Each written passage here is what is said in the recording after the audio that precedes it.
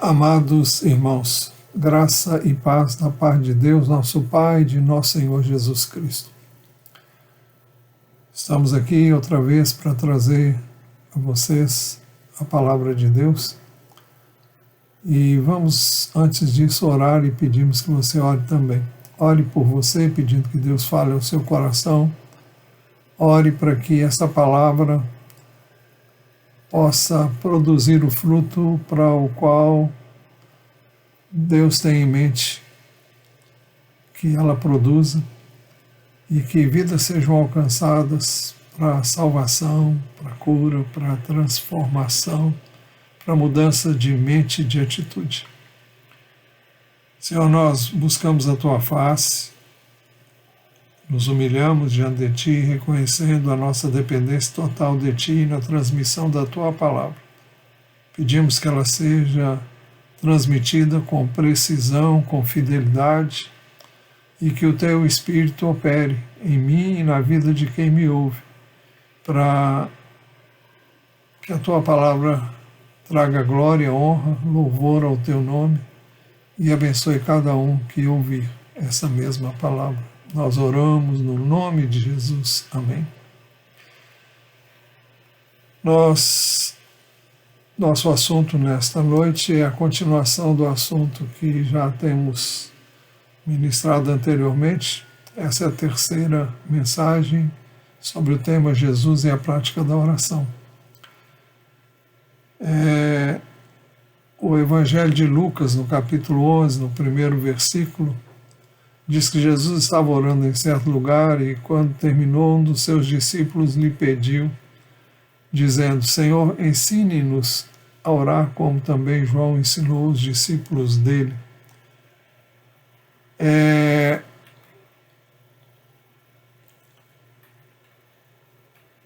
Este fato, bem como a oração que Jesus ensinou aos seus discípulos, está registrado em Lucas capítulo 11, dos versos 1 a 4. Todavia, o Evangelho de Mateus também registra a oração ensinada por Jesus de maneira mais ampla, e nós vamos nos deter no texto de Mateus, capítulo 6, versos 9 a 15. Portanto, orem assim: Pai nosso que estás no céu, santificado seja o teu nome. Venha o teu reino, seja feita a tua vontade, assim na terra como no céu. O pão nosso de cada dia nos dá hoje, e perdoa-nos as nossas dívidas, assim como nós também perdoamos aos nossos devedores. E não nos deixes cair em tentação, mas livra-nos do mal, pois teu é o reino, o poder e a glória para sempre. Amém. Porque se perdoarem aos outros as ofensas deles, também o Pai de vocês que está no céu perdoará vocês. Se, porém, não perdoarem aos outros as ofensas deles, também o Pai de vocês não perdoará as ofensas de vocês. Nessa oração, Jesus ensinou princípios importantes sobre a oração. Ele começou dizendo: portanto, orem assim.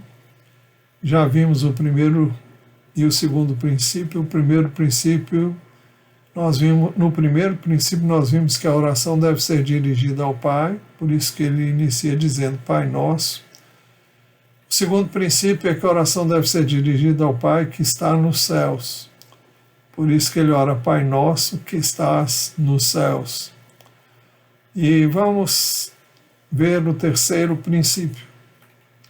O terceiro princípio nos mostra que devemos orar ao Pai que está nos céus, pedindo que o seu nome seja santificado. Por isso que Jesus nos ensinou a orar dizendo: Pai nosso que estás nos céus, santificado seja o teu nome. A palavra santificado tem um significado de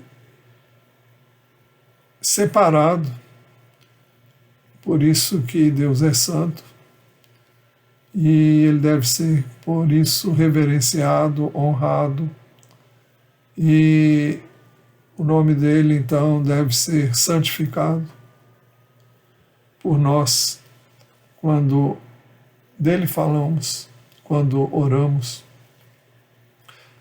E o terceiro, dentre os 10 mandamentos, fala especificamente sobre o cuidado que eu e você devemos ter no uso do nome do Senhor.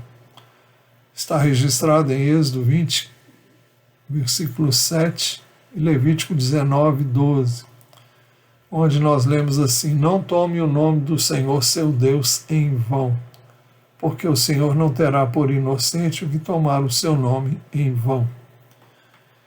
Bem, todos nós conhecemos o significado de tomar o nome do Senhor em vão, ou seja, falar o seu nome como se fosse uma coisa sem nenhum valor ou como uma pessoa qualquer. Por isso que nós devemos ter cuidado quando usamos o nome do Senhor nosso Deus. Mas a santificação do nome do Pai deve ser motivo de nossas orações. E cabe aqui a pergunta: como o nome do Senhor pode ser santificado na minha vida, na vida de quem faz esta oração?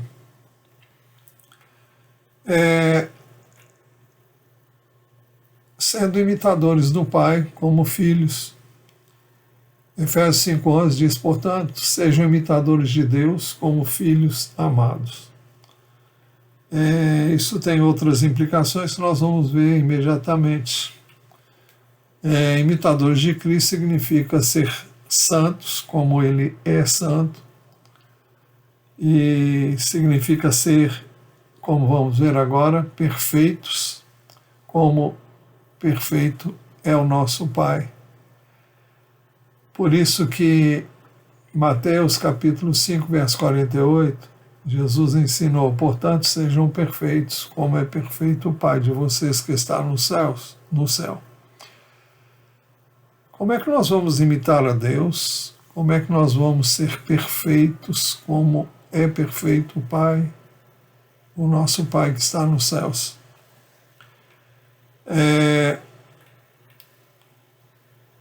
Naturalmente, isso do ponto de vista humano, é impossível, mas não para Deus. Quando Deus pede que nós façamos algo, Ele nos capacita para tanto.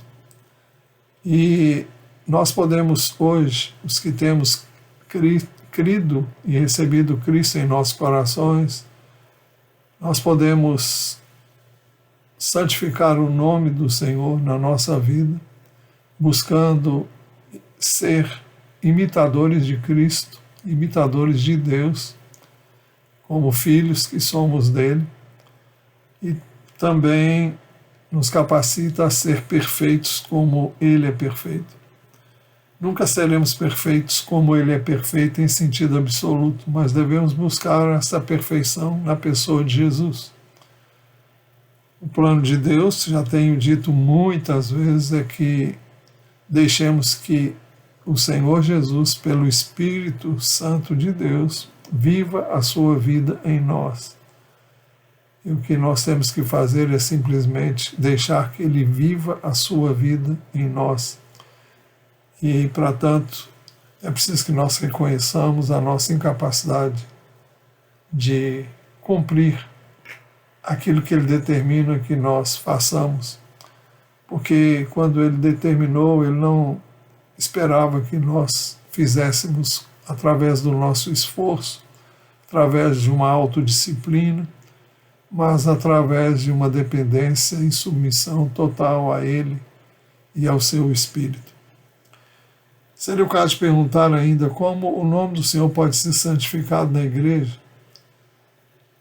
O texto responde, que nós vamos ler agora, sendo santos como Ele é santo. 1 de Pedro, capítulo 1, verso 14, 19, ele diz a nós, como filhos obedientes, não vivam conforme as paixões que vocês tinham anteriormente, quando ainda estavam na ignorância. Pelo contrário, assim como é santo aquele que o chamou, sejam santos vocês também em tudo o que fizerem, porque está escrito, sejam santos, porque eu sou santo. E se vocês invocam como Pai aquele que, sem parcialidade, julga segundo as obras de cada um,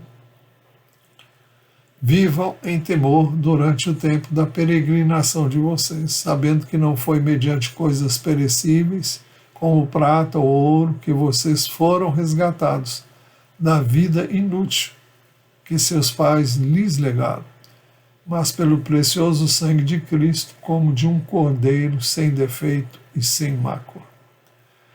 Então, o propósito de Deus é que nós, Igreja do Senhor Jesus, sejamos santos, porque Ele é santo. Foi por isso que Jesus foi à cruz, derramou o seu sangue para nos resgatar do pecado, nos purificar de toda injustiça, nos dar, por isso que Ele nos deu o seu Espírito, para que por meio dele nós possamos viver em santidade de vida. Sejam santos porque eu sou santo. É a recomendação do Senhor. Na primeira epístola do apóstolo Pedro, capítulo 2, versos 9 a 12, a recomendação é repetida. Nós devemos ser um povo santo. Verso 9, a partir do verso 9, no capítulo 2, nós lemos assim: vocês, porém, são geração eleita, sacerdócio real, nação santa, povo de propriedade exclusiva de Deus, a fim de proclamar as virtudes daquele que os chamou das trevas para a sua maravilhosa luz. Antes vocês nem eram povo, mas agora são povo de Deus. Antes não tinham alcançado misericórdia, mas agora alcançaram misericórdia. Amados, peço a vocês, como peregrinos e forasteiros que são, que se abstenham das paixões carnais que fazem guerra contra a alma, tendo conduta exemplar no meio dos gentios, para que quando eles os acusarem de malfeitores, observando as boas obras que vocês praticam, glorifiquem a Deus no dia da visitação. Então Deus nos chamou para que possamos revelar a sua grandeza, o seu poder, através de uma conduta que recomende realmente o Senhor. E por isso que nós somos povo de propriedade exclusiva dele, a fim de proclamarmos as virtudes, nossas não, as virtudes dele, as virtudes daquele que o chamou das trevas para a sua maravilhosa luz. Se alguém puder ver algo bom em nós, nós devemos glorificar a Deus, porque de nós mesmos nós não temos nenhuma das virtudes que pertencem, em última análise, ao Senhor nosso Deus. Nós devemos então orar ao Pai que está nos céus, pedindo que o seu nome seja santificado, porque o seu nome nem sempre foi e nem sempre é santificado por seu povo. O apóstolo Paulo, no capítulo 2 da Epístola aos Romanos, ele conta poderíamos dizer, uma história.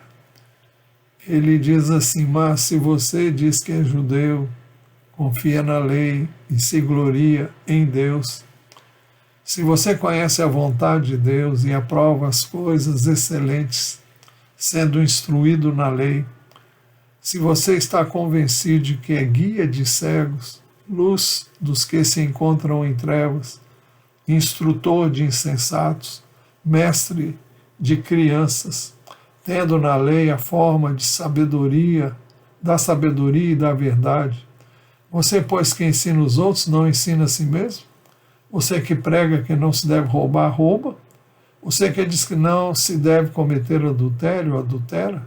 Você que detesta ídolos, rouba os templos? Você que se gloria na lei, desonra a Deus pela transgressão da lei? Pois, como está escrito, o nome de Deus é blasfemado entre os gentios por causa de vocês. Será que isso acontece hoje? Todos nós sabemos que sim. Não estamos aqui para colocar o dedo sobre ninguém, para acusar ninguém, mas ele fala daqueles que conhecem a verdade, mas não praticam a verdade. Nós não somos perfeitos ainda, embora devamos buscar a perfeição que há em Cristo, e devemos nos valer da perfeição que Ele tem, para que por meio dele possamos viver a palavra dele, fazer o que agrada a Ele. Mas é importante que nós, para isso, queiramos viver dessa maneira, na dependência dele. Se nós errarmos, nós podemos dizer: olha, erramos, errei, pedir que ele nos perdoe e continuar em frente, buscando ainda fazer aquilo que ele determina que nós façamos. O errado é nós dizermos uma coisa e fazermos outra, sem que nós nos aproximemos da pessoa diante da qual nós deixamos a desejar e peçamos que ela nos perdoe, sem que nós confessemos que não é isso que Deus quer e requer de mim, de você, de todos nós. Então, nós temos que ser coerentes. E ser coerente implica em buscar viver aquilo que falamos, aquilo que ensinamos, e não sejamos apenas pessoas que ensinam, mas que não fazem. E quando eu digo que nós devemos fazer o que ensinamos, eu não estou dizendo, repito, que sejamos perfeitos. Somos falhos, mas eu repito, sempre que errarmos, podemos consertar e dizer: olha, eu errei, me perdoa. Deus se agrada de nós quando nós temos a capacidade de nos humilharmos e reconhecermos: olha, eu errei, eu não queria errar, mas eu errei. Então, peço perdão à pessoa, peço perdão também a Deus. E Ele me perdoa e não desiste de mim nem de você. Por isso que devemos continuar buscando o que Ele recomenda. Ele nos ensinou a orar, né? Por isso que o terceiro ensino de Jesus, o terceiro princípio nessa oração, é que devemos orar ao Pai que está nos céus, pedindo que o seu nome seja santificado. Mas o quarto princípio, dentro dessa oração, que nós conhecemos como Pai Nosso, é que devemos orar ao Pai que está nos céus, pedindo que venha o seu reino. Por isso que ele disse que nós devemos orar: santificado seja o teu nome, venha o teu reino. Vamos entender isso melhor. Deus deu ao homem o governo da terra. Isso está bem colocado no primeiro livro da Bíblia, Gênesis capítulo 1, nos versos 26 a 28. E começa esse trecho dizendo: e Deus disse: façamos o ser humano à nossa imagem, conforme a nossa semelhança. Tenha ele domínio sobre os peixes do mar, sobre as aves dos céus, sobre os animais domésticos, sobre toda a terra e sobre todos os animais que rastejam pela terra. Assim Deus criou o ser humano, à sua imagem, a imagem de Deus o criou. Homem e mulher os criou. E Deus os abençoou e lhes disse: sejam fecundos, multipliquem-se, encham a terra e sujeitem-na. Tenham domínio sobre os peixes do mar, sobre as aves dos céus e sobre todo animal que rasteja pela terra. Então Deus deu ao homem o governo da terra. Deu ao homem o governo da sua criação, das obras da sua criação. Todavia, nós não podemos ignorar o fato de que, desde o início, Deus tinha o propósito, teve, tinha e continua tendo o propósito de que nós, seres humanos, reconhecêssemos e aceitássemos o governo, o domínio de Deus sobre nós desde o início. É por isso que esse governo de Deus ficaria claro, porque o Senhor nosso Deus deixou uma ordem que deveria ser cumprida, deveria ser obedecida, devia ser acatada. Sobretudo porque ele deixou claro que era a sua ordem, quando ele disse o que está registrado em Gênesis 2, 15 a 17. O texto diz: o Senhor Deus tomou o homem e o colocou no jardim do Éden para o cultivar e o guardar. E o Senhor Deus ordenou ao homem: de toda a árvore do jardim você pode comer livremente, mas da árvore do conhecimento do bem e do mal você não deve comer, porque no dia em que dela comer, você certamente morrerá. Quem está falando aqui é Deus, e ele tem autoridade, ele está fazendo com que o homem veja. Na ocasião, ele fez com que o homem visse que ele é Deus, ele é a autoridade por ter criado o homem, por ser o criador de todas as coisas, e que ele, não obstante dar tudo ao homem, ele queria que o homem se sujeitasse a ele. E o homem seria provado. É por isso que essa ordem não lhe seria algo imposto. O ser humano poderia escolher e, valendo-se do princípio do livre-arbítrio, o ser humano escolheu rejeitar o reino e o governo de Deus. Todos nós conhecemos a história. O homem escolheu ter o seu próprio reino, escolheu governar a própria vida, onde ele seria senhor de si mesmo e faria sua própria vontade. O texto de Gênesis 3, de 1 a 6, nos faz saber isso. O texto diz assim: mas a serpente, mais astuta que todos os animais selvagens que o Senhor Deus tinha feito, disse à mulher: é verdade que Deus disse, não comam do fruto de nenhuma árvore do jardim? A mulher respondeu à serpente: do fruto das árvores do jardim podemos comer, mas do fruto da árvore que está no meio do jardim, Deus disse: vocês não devem comer dele, nem tocar nele, para que não venham a morrer. Essa foi a resposta da mulher à serpente, mas a serpente retrucou. Então a serpente disse à mulher: é certo que vocês não morrerão? Veja, Deus disse que eles morreriam, a serpente vem e diz: não, vocês não vão morrer, porque Deus sabe que no dia em que dele comerem, os olhos de vocês se abrirão, e como Deus, vocês serão conhecedores do bem e do mal.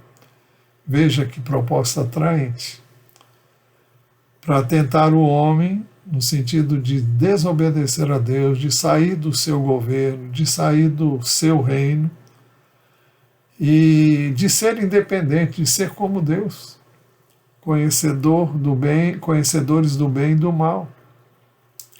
O texto diz que, vendo a mulher que a árvore era boa para se comer, agradável aos olhos e árvore desejável para dar entendimento, para capacitá-los para serem como Deus é, tomou do seu fruto e comeu, e deu também ao marido e ele comeu.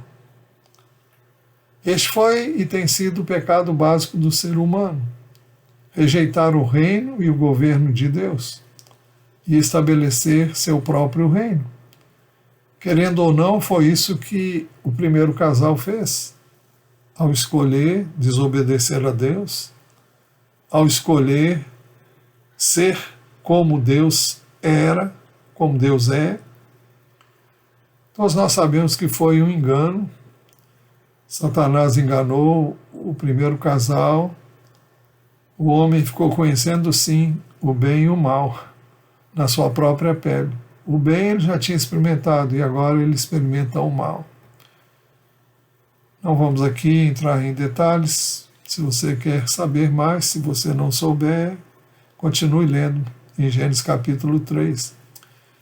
Querendo ou não, o ser humano tornou-se súdito de um governo paralelo. Ele se tornou cidadão do reino das trevas. Ele poderia até dizer, mas eu não quis isso. Bom, ele quis ser como Deus. Assim como o príncipe desse reino paralelo também se rebelou contra Deus, e agora o homem também caiu na cilada armada para ele. E como ele caiu? Como todas as pessoas que querem hoje, por exemplo, enriquecer-se, elas estão sempre caindo em algum conto. E elas caem em alguma cilada porque elas querem ganhar dinheiro fácil, querem obter vantagens fáceis, e elas acabam muitas vezes perdendo tudo que têm, porque ambicionaram uma moleza, ambicionaram ser algo que não eram, e foi isso que aconteceu com o primeiro casal, que quis ser como Deus. Jamais o homem foi e será como Deus. O que o homem conheceu foi a maldade em si mesmo. Como já dissemos, ele conheceu o bem e conheceu também o mal. Isso trouxe para ele vergonha e uma série de consequências que não vamos, sobre as quais não vamos falar agora. Isso porque a sugestão de se rebelar contra o governo de Deus veio de um governo paralelo. Eu disse que, querendo ou não, o ser humano tornou-se súdito de um governo paralelo. Tornou-se cidadão do reino das trevas. Isso porque a sugestão de se rebelar contra o governo de Deus veio de um governo paralelo. E o que isso tem a ver? As Escrituras dizem que quando nós rejeitamos o reino de Deus, quando o ser humano rejeita o reino de Deus, o ser humano, sem perceber, ele cai e continua caindo, caiu e continua caindo na cilada do reino das trevas, do governo paralelo, porque Romanos 6,16 diz, será que vocês não sabem que ao se oferecerem como servos para a obediência, vocês são servos daquele a quem obedece? Seja do pecado que leva à morte, ou da obediência que conduz à justiça. Quando Deus estabeleceu a ordem que o homem veio a transgredir, se ele obedecesse, ele seria servo de Deus. Mas como ele desobedeceu a Deus, escolheu servir a um governo paralelo, um governo que não era legítimo, mas fora usurpado através do engano, então o homem se tornou servo daquele a quem ele obedeceu. Por que ele obedeceu? Por que ele se tornou súdito deste reino? Porque ele deu ouvidos àquele que estava neste reino, e quando ele fez o que foi sugerido, ele se tornou súdito deste reino. Eu vou ler novamente. Será que vocês não sabem que ao se oferecerem como servos para a obediência, vocês são servos daquele a quem obedecem, seja do pecado, que leva à morte, ou da obediência que conduz à justiça? O homem escolheu, até mesmo sem perceber, mas ele escolheu tirar alguma vantagem que lhe era oferecida e acabou se dando muito mal. Felizmente, isso chegou a toda a raça humana. Então, o reino deste mundo, o sistema deste mundo, é um reino paralelo. O reino das trevas, que tem como seu príncipe Satanás. Jesus chegou a falar sobre ele e o seu reino em João 14:30, ele diz: já não falarei muito com vocês, porque aí vem o príncipe do mundo, e ele não tem poder sobre mim. Não tem poder sobre... Por que ele não tinha poder sobre Jesus? Porque em Jesus não havia pecado. Porque Jesus, durante todo o tempo que aqui esteve, não pecou jamais, não cedeu às suas ciladas, não caiu nas suas arapucas, nas suas armadilhas, e não cometeu pecado em toda o seu tempo sobre a terra. Quem se sujeita ao reino de Deus e ao seu governo não está, todavia, sujeito ao maligno. Mas todos os demais estão sob o poder do maligno. É isso que a palavra de Deus diz: sabemos que todo aquele que é nascido de Deus não vive em pecado, porque quem é nascido de Deus guarda a si mesmo, e o maligno não pode tocar nele. Sabemos que somos de Deus e que o mundo inteiro jaz no maligno. Jesus veio para nos resgatar do poder das trevas, do reino das trevas, e nos transportou, e para nos transportar para o reino de Jesus, seu Filho amado. As Escrituras diz que ele nos libertou do poder das trevas e nos transportou para o reino do seu Filho amado, em quem temos a redenção, a remissão dos pecados. É uma referência a Deus em relação à libertação que ele nos trouxe por meio do seu Filho, quando nós cremos nele.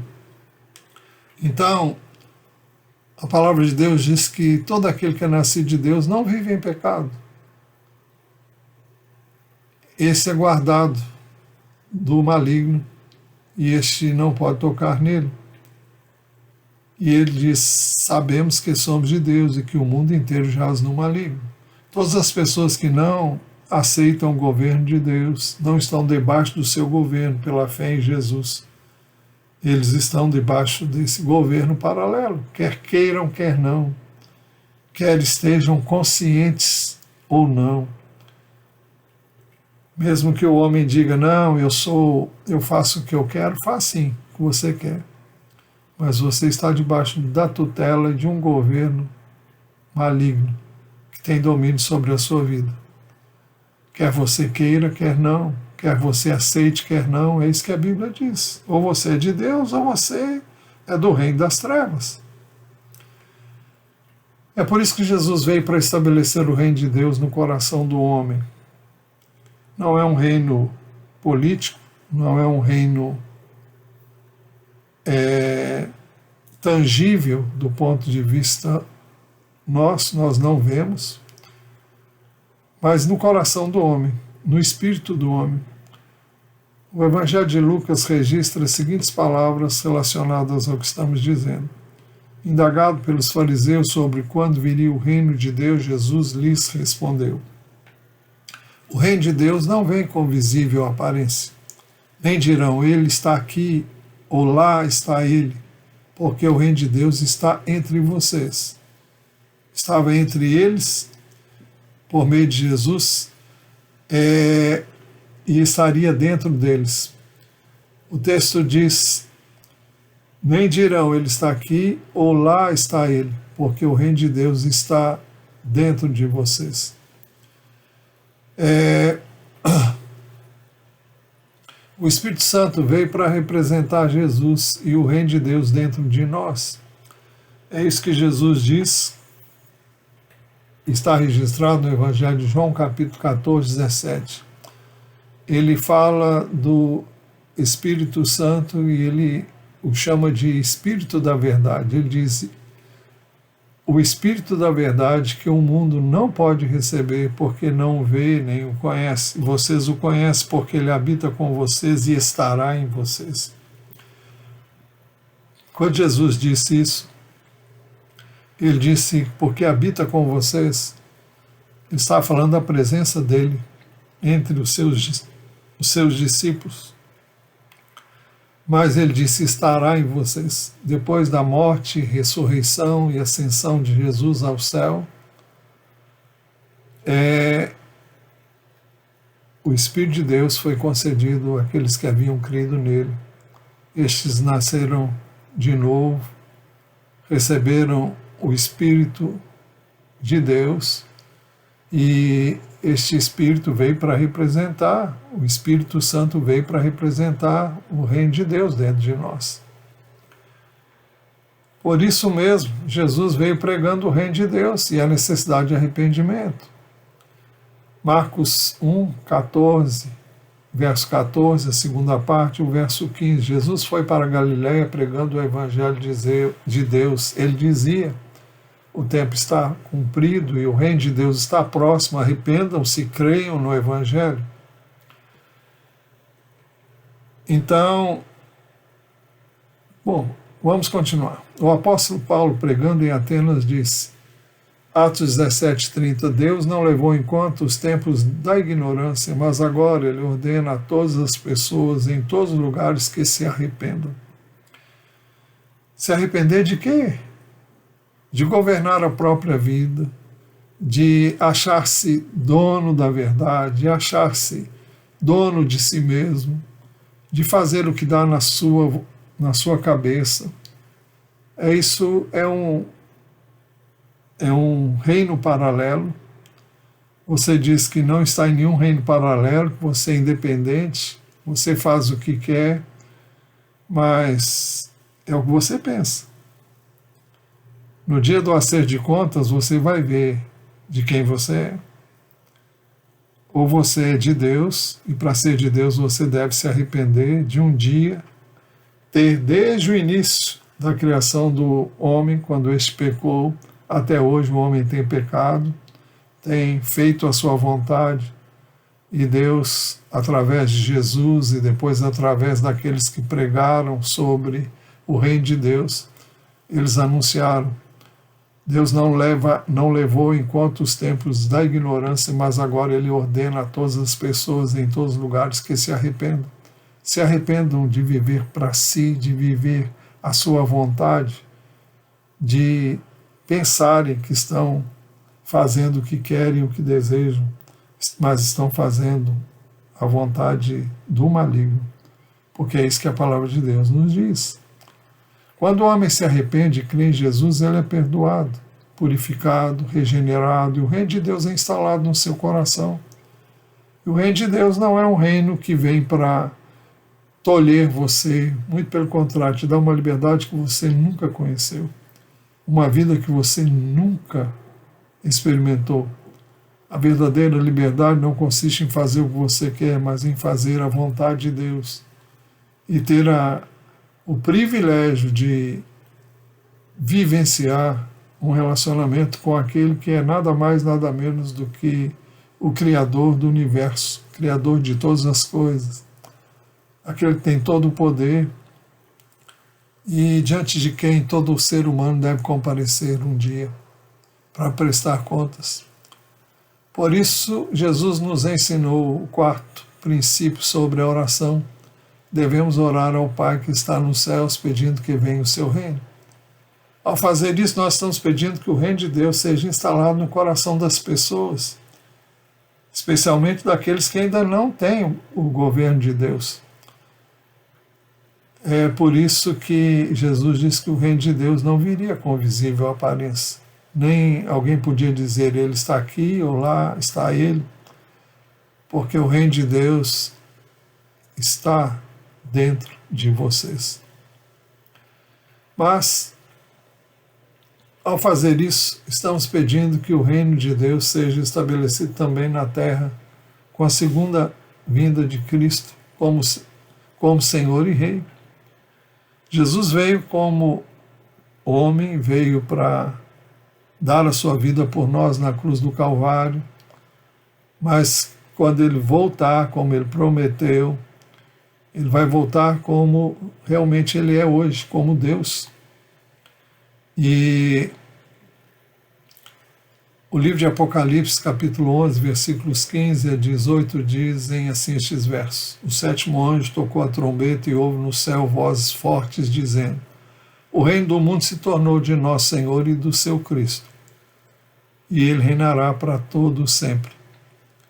E os 24 anciãos que estavam sentados no seu trono diante de Deus prostraram-se sobre o seu rosto e adoraram a Deus, dizendo: graças te damos, Senhor Deus Todo-Poderoso, que és e que eras, porque assumiste o teu grande poder e passaste a reinar. Na verdade, as nações se enfureceram, chegou, porém, a tua ira e o tempo determinado para serem julgados os mortos, para se dar o galardão aos teus servos, os profetas, aos santos e aos que temem o teu nome, tanto aos pequenos como aos grandes, e para destruíres os que destroem a terra. Este é o momento em que Jesus se manifestará aos olhos de todas as pessoas como realmente Ele é. E nessa ocasião Ele virá para julgar. Não haverá mais oportunidade para arrependimento. Ele vem para executar o seu juízo sobre a terra, sobre as obras más, sobre todos aqueles que escolheram viver a sua própria vida, que ignoraram Deus e que não quiseram nada com Deus e não quiseram o governo de Deus na sua vida por meio de Jesus Cristo. Isso acontecerá quando o Evangelho for pregado por todo o mundo. Jesus diz também: será pregado este Evangelho do reino por todo o mundo, para testemunho a todas as nações, então virá o fim. Para isso, então, nós devemos orar ao Pai que está nos céus, pedindo: venha o teu reino. Que venha o reino de Deus sobre toda a terra, que venha o reino de Deus no coração das pessoas, até que ele seja estabelecido também, definitivamente, sobre a terra. Conclusão: Jesus ensinou princípios importantes sobre a oração. Ele diz, portanto, orem assim. Primeiro princípio, a oração deve ser dirigida ao Pai. Por isso que ele nos ensinou a orar dizendo Pai Nosso. Segundo princípio, a oração deve ser dirigida ao Pai que está nos céus. Por isso que ele nos ensinou a orar Pai Nosso que estás nos céus. Terceiro princípio, devemos orar ao Pai que está nos céus, pedindo que o seu nome seja santificado. Por isso que ele nos ensinou a orar, Pai Nosso que estás nos céus, santificado seja o teu nome. E o quarto princípio que nós vimos hoje é que ainda que devemos orar ao Pai que está nos céus, pedindo que venha o seu reino. Venha o teu reino. Ele nos ensinou a orar dizendo, Pai Nosso que estás nos céus, santificado seja o teu nome, venha o teu reino. E ainda não terminamos de falar sobre os outros princípios, que com a graça de Deus, sobre os quais com a graça de Deus nós queremos ainda falar. Mas hoje nós ficamos por aqui. E queremos orar. Antes de orar, pedir, apelar, que se você ouviu essa mensagem e ainda não entregou o governo da sua vida a Deus, se você ainda não se rendeu a Ele, reconhecendo-se pecador, necessitado de perdão, necessitado de mudança de vida, se você se arrepende dos seus pecados, então confesse Jesus Cristo, peça que Ele venha assumir o controle da sua vida, porque Ele foi à cruz para receber os seus pecados, para que ao crer nele você pudesse ser purificado de toda a injustiça. Portanto, basta que você ore e peça a Ele que faça isso na sua vida. Senhor, nós te louvamos por Jesus, nosso Senhor. Te agradecemos porque Ele veio justamente para nos resgatar da condição de pecadores, desde que o pecado entrou no mundo. E pedimos que o Senhor receba a nossa gratidão por Jesus, por ser Ele aquele através do qual nós podemos ter os nossos pecados perdoados, podemos nos tornar teus filhos, podemos ser aceitos por Ti, não porque sejamos melhores do que ninguém, mas porque o sangue de Jesus, Teu Filho, nos purifica de todo pecado, porque com a Sua morte e a Sua ressurreição, nós morremos para a nossa vida e ressurgimos para uma vida nova contigo. Te pedimos que o Senhor nos ajude a viver à altura dessa grande redenção e que aqueles que nos ouviram e nos ouvem ainda, que o Senhor acolha qualquer um que arrependido se volte agora para Ti.